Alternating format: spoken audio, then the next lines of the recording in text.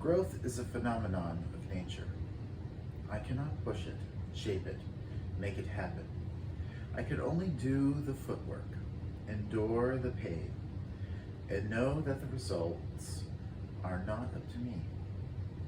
There is struggle in the growth process. Pride, ego, and misuse will stand in the way and must be overcome gradually.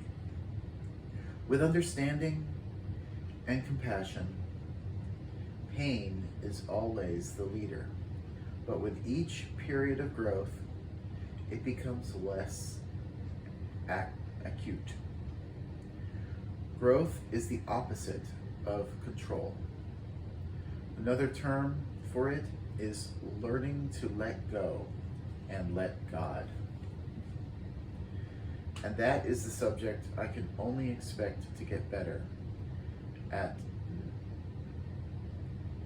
I can only expect to get better at, not master.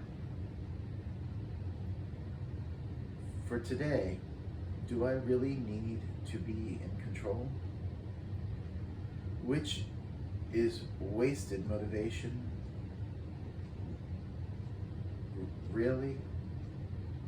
Or can I trust in the higher power I have? I will let today be a wonderful surprise.